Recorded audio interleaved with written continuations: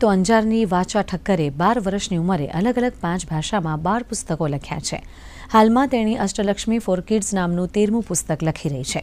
તેણીએ national anthem જનગણ મન મલ્ટીલેંગ્વેજ લિરિક્સમાં launch કર્યું છે.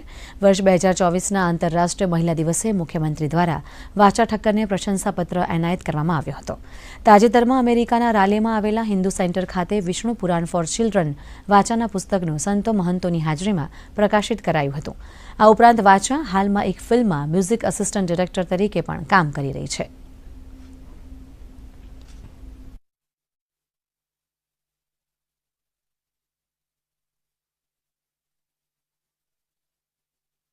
મેં આજથી 10 વર્ષ પહેલા ગાવાનું ચાલુ કર્યું હતું અને મારું પહેલું ગીત જનગણ મને લોન્ચ કર્યું હતું, જેના અત્યારે 60 કરોડ જેટલા વ્યૂ છે.